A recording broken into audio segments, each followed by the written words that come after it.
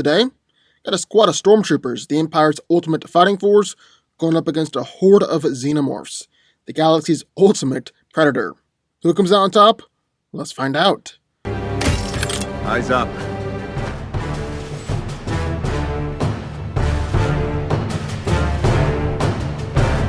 Stay sharp.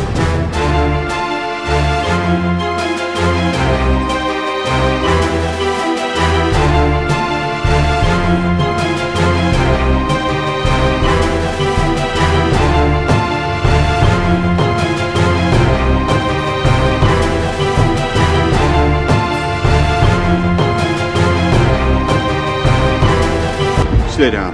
Final warning. I could do this all day. Stormtroopers, nicknamed Bucketheads, were the elite shock troops of the Galactic Empire. As members of the Stormtrooper Corps, an independent branch that operated under the Imperial Army, they served as the frontline assault forces and formed the backbone of the Imperial military. Only the best and the bravest Army cadets were even brought into the Stormtrooper training program, which is 2 years long and legendary for its brutality. Stormtrooper training not only includes grueling physical tests, but also extensive indoctrination, which would boost unswerving loyalty to the Empire. Very few attempts to bribe, blackmail, or seduce a Stormtrooper ever succeeded.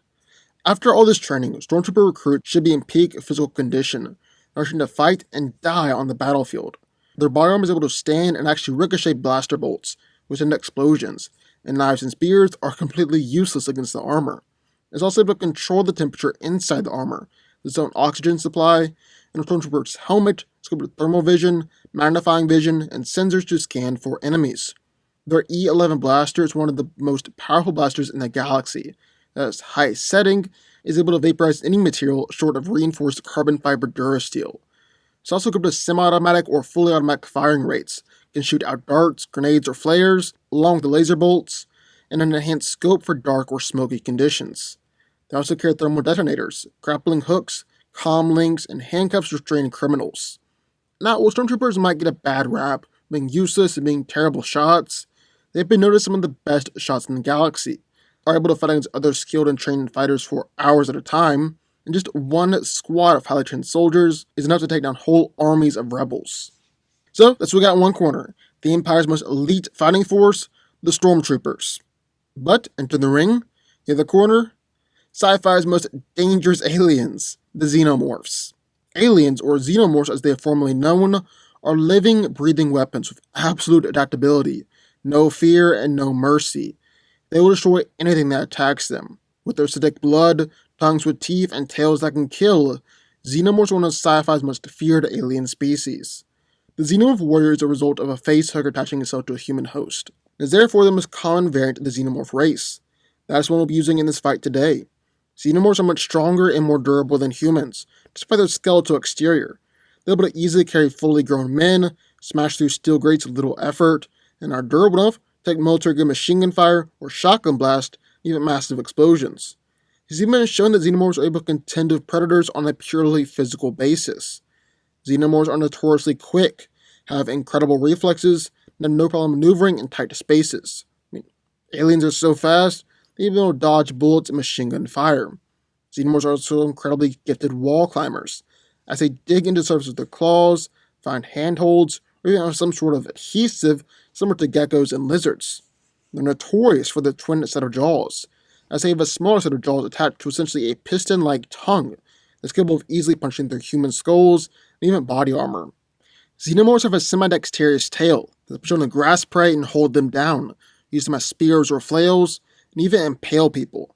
Also have very potent and dangerous corrosive blood.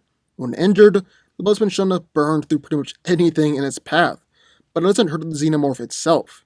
Though it does seem like Xenomorph warriors have intelligence comparable to other apex predators like lions or tigers, they've also shown problem-solving skills, and even the ability to use tools to achieve their goals.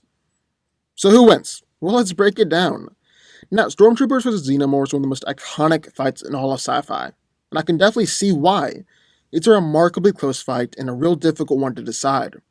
Also, I just want to clarify, we're using a positive version of the Stormtroopers here, because it's a long-running joke in Star Wars that Stormtroopers are absolutely useless, couldn't hit the broadside of a barn, and would lose against anyone that they went up against.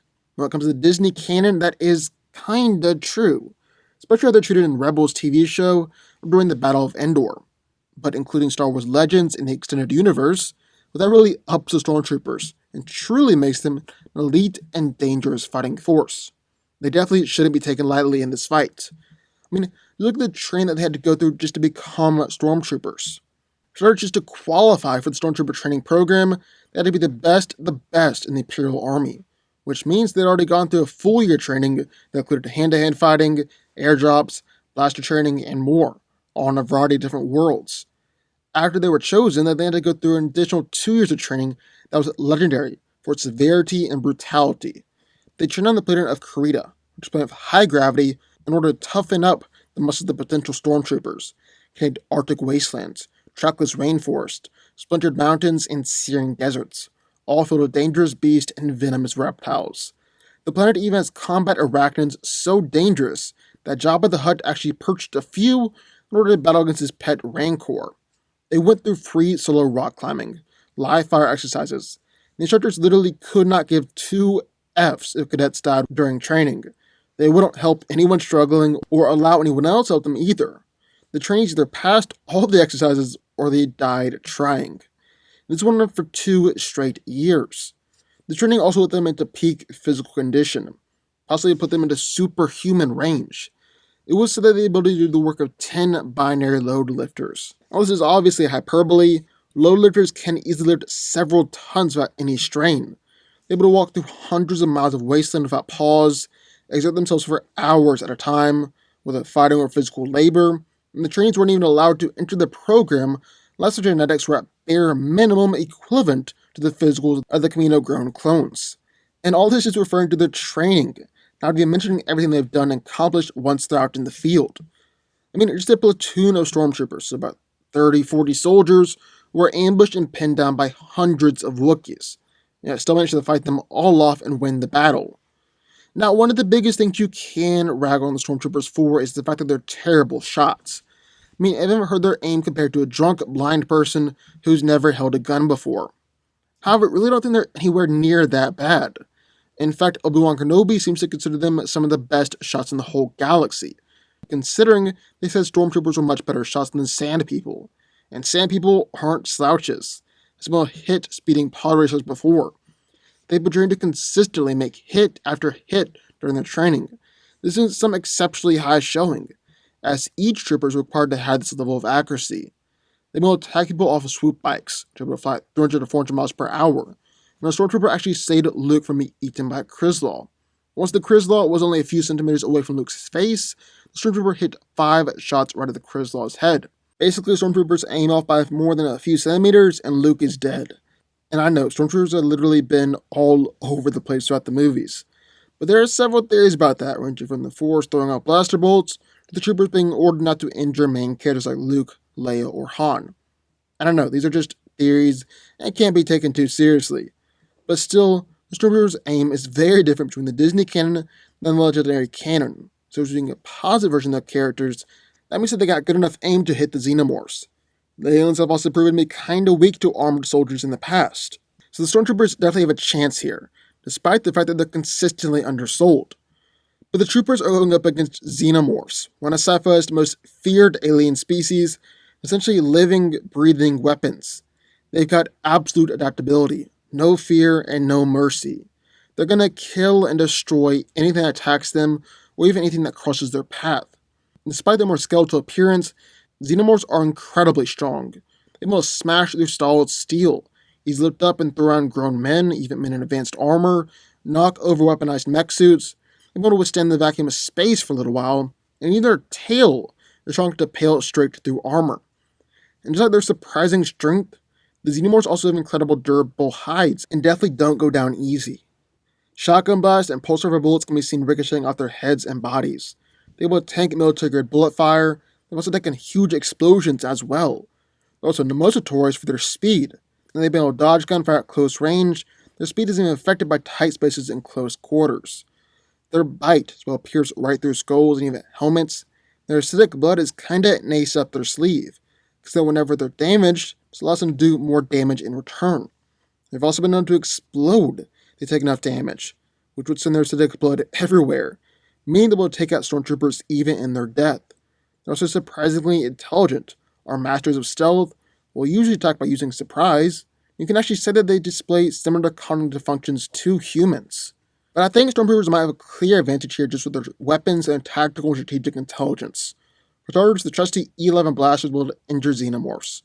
The power output and rate of fire can vary, but their highest settings unleash fully automatic fire that can vaporize any material short of reinforced carbon fiber durasteel.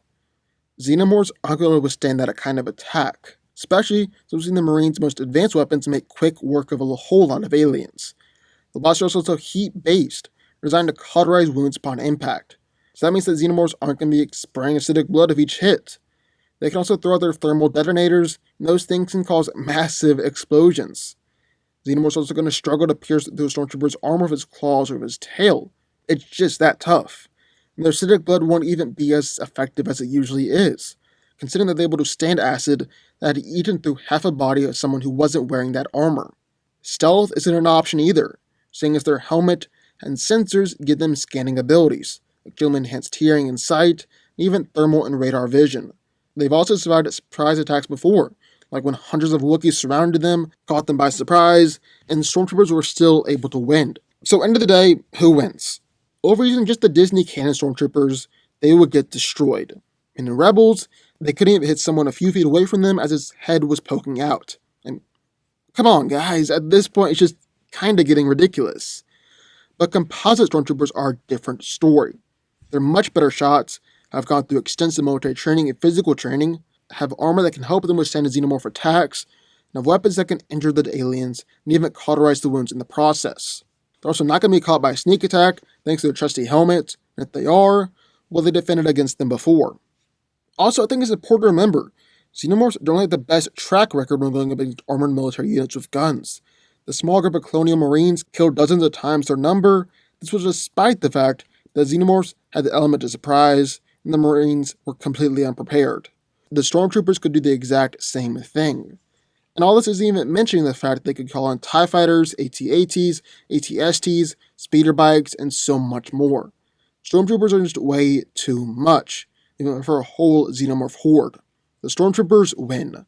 But what do y'all think? I would love to hear your thoughts. Sound off in the comments down below. Also be sure the like button, the subscribe button, turn on notifications, join the Fanco army, and I will see you next time.